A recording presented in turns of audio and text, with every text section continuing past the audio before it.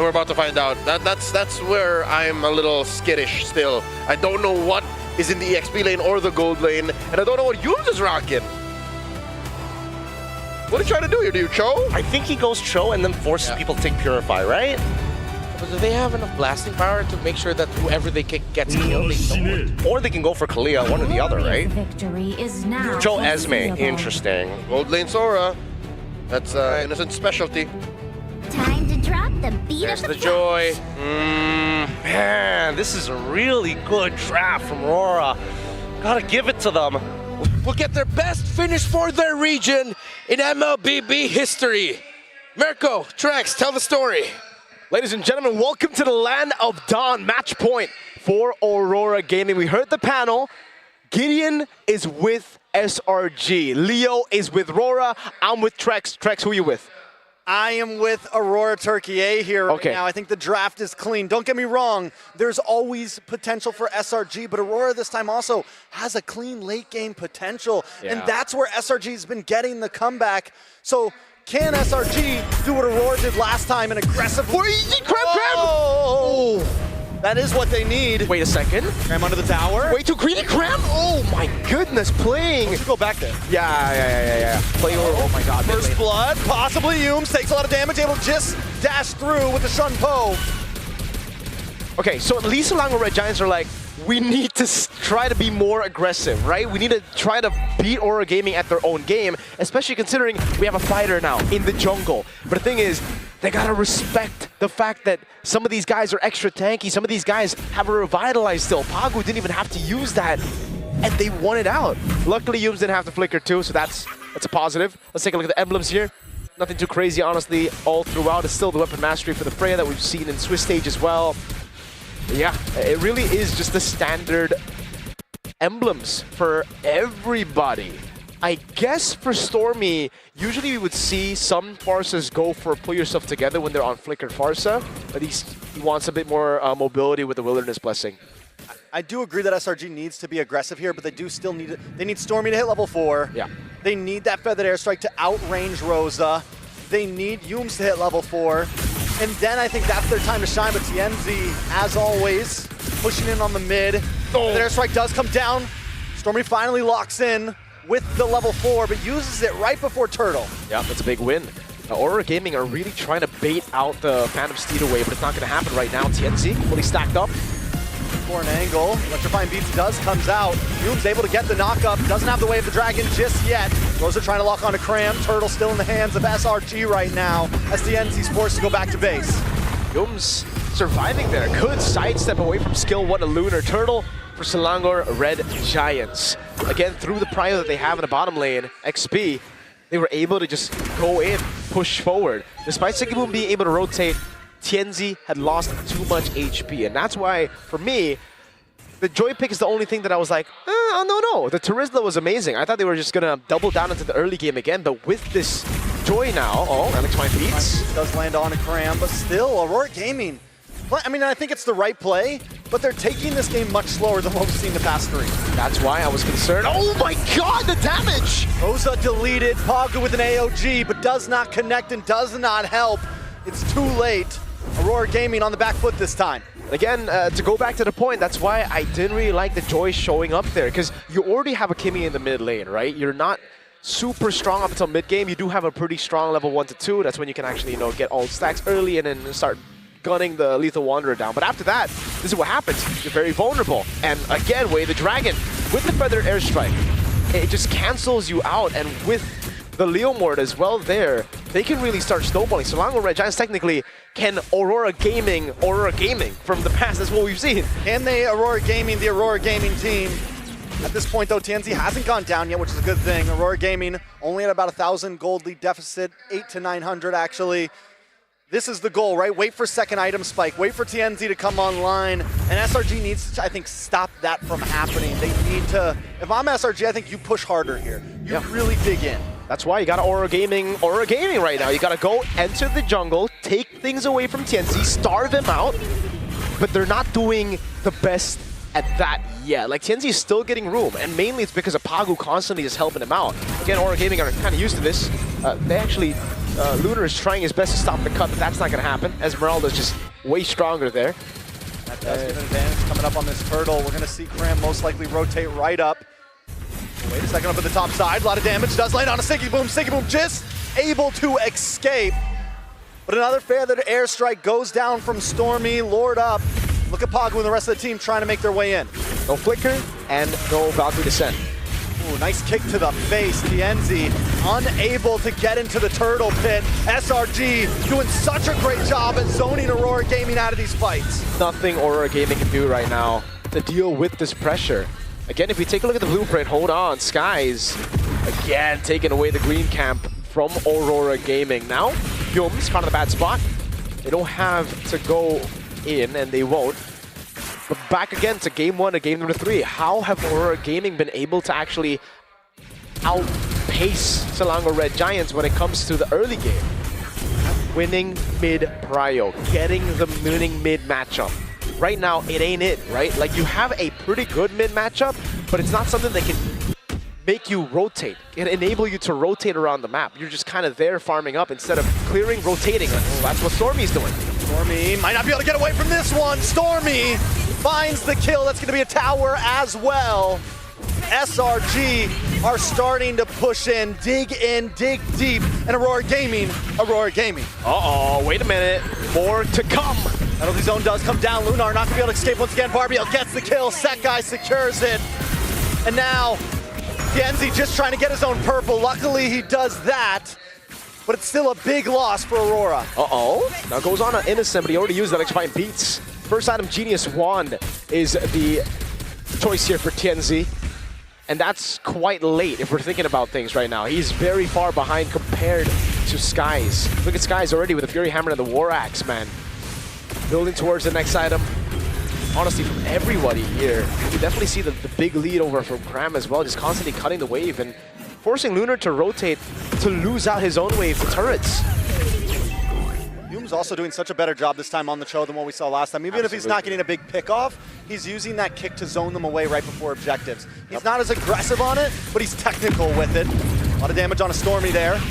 Pagu looking for the re-engage, looking for the taunt. They do jump on to Humes. Enough to look at the chasing clouds. They're yoinked up. The response comes back.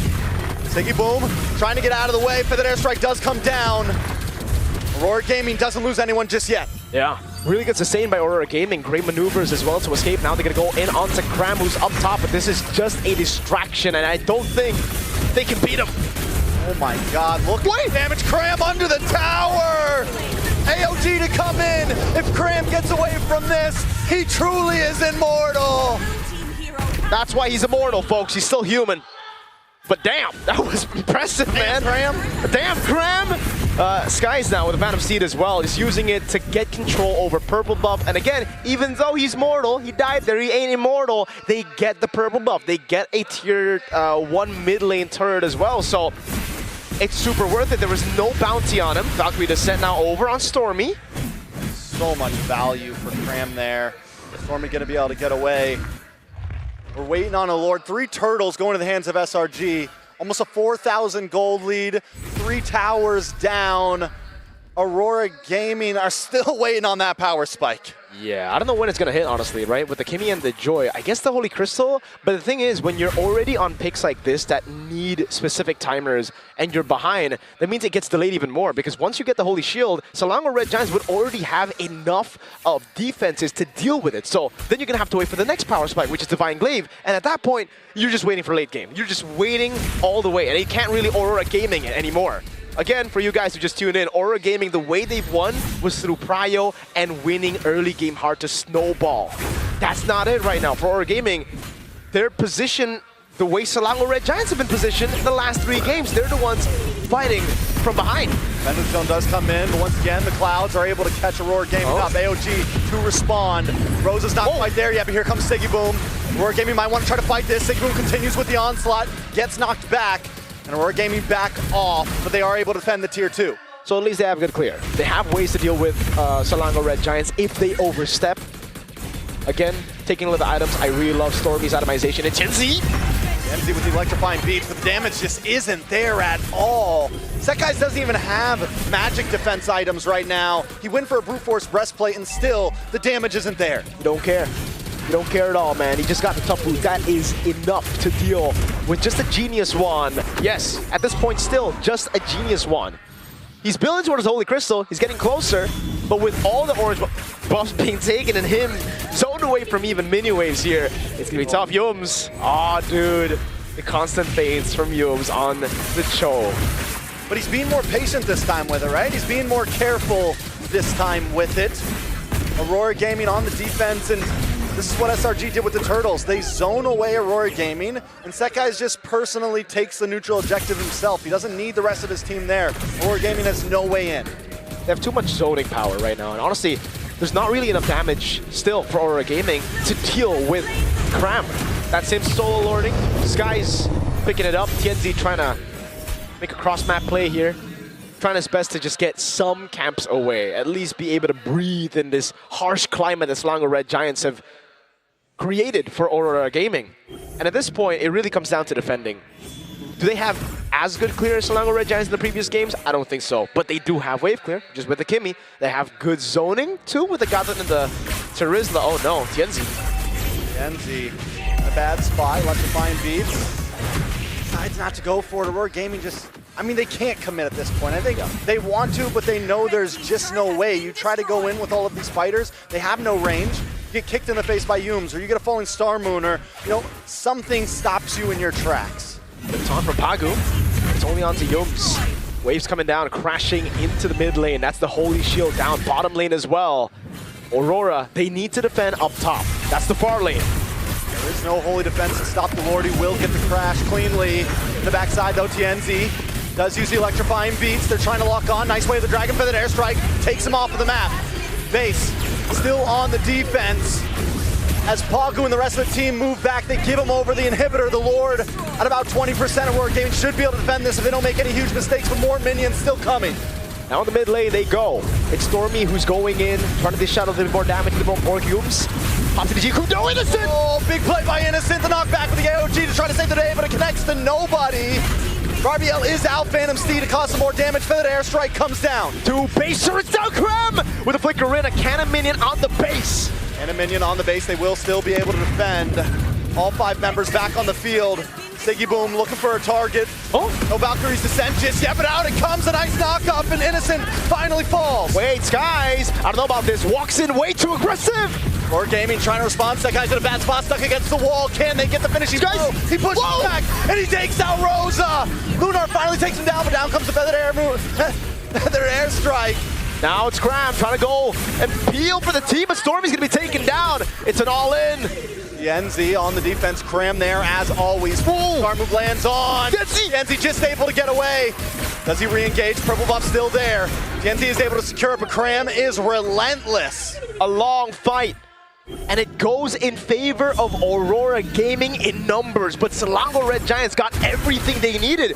3 base turrets with Lord 1 is more than anything else, dude. They could have even been wiped out. They would still have proper timers to respawn back and to have the value. So right now for Selangor Red Giants, it's all about, okay, we got the base turrets, now how do we utilize the advantage? Let's not brawl against Aurora Gaming like that around Lord, right? Let's just wait for the wave to push up top.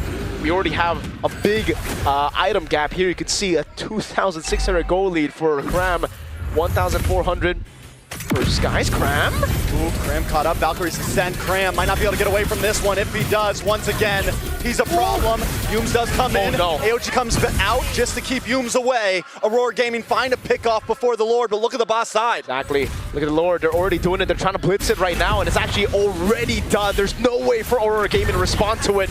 Cram for Lord is the trade, but Selangor Red Giants, oh, wait, it spawns instantly. Can they wait for Cram or no? I don't think they can. I don't think so. Gaming. I think at this point you just let that. They shouldn't be clearing. Shouldn't be clearing. They should. There you go. Just let it Yeah, okay. They still get it. Innocent's looking for the flank. Side. Then looking for an angle. Stormy there as well. TNZ and Yums in the boss side. Conceal play coming out. Yums looking for the big kick, but he kicks him away. Phantom Steed doesn't not connect. Penalty zone there as well. As Rosa tries to defend along with his team, Innocent in a bad spot.